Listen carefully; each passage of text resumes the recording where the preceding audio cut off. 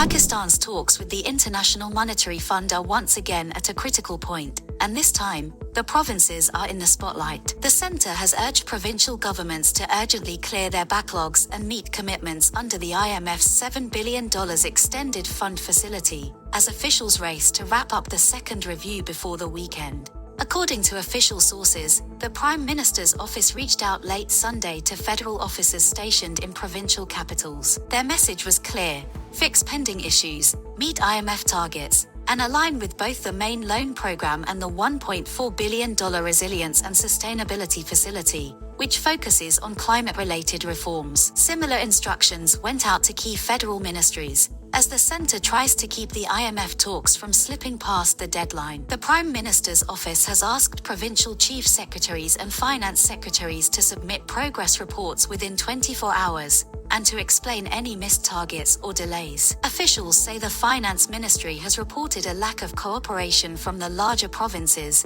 especially Sindh and Punjab, in meeting fiscal targets. Sindh, for instance, announced a provincial budget with a 40 billion rupees deficit. Punjab, meanwhile, has publicly voiced discomfort with what it calls the IMF's stringent conditions, even in matters related to flood assistance. The IMF, sources say, has directed authorities to pause development disbursements in flood-hit areas until credible loss estimates are ready. Under the National Fiscal Pact, the provinces are required to generate major cash surpluses for the federal government to meet overall budget targets. Punjab, 740 billion rupees, Sindh, 370 billion rupees, Khyber Pakhtunkhwa, 220 billion rupees, and Balochistan, 185 billion rupees. These surpluses are key to keeping Pakistan's IMF program on track. The IMF and federal authorities are also discussing revisions to key economic indicators after recent floods.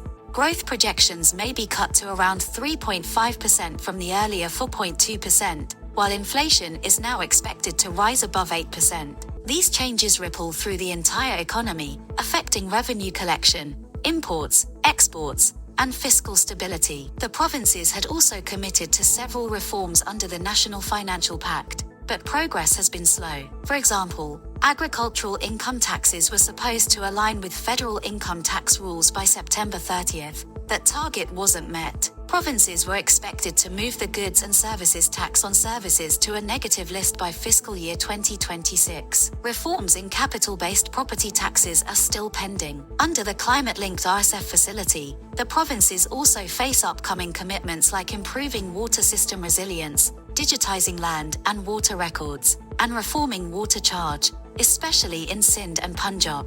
The IMF has reminded Pakistan that provinces cannot take any fiscal or policy decisions that undercut the sovereign commitments made in Islamabad's Memorandum of Economic and Financial Policies. In short, no policy changes, no new spending plans, and no deviation, without federal and IMF consultation. As the review deadline approaches, the provinces now have just days to deliver, or risk delaying yet another critical IMF tranche. With the clock ticking toward the weekend deadline, the question remains: can the centre and provinces get back on the same page in time? For more details, read the full Dawn story linked below.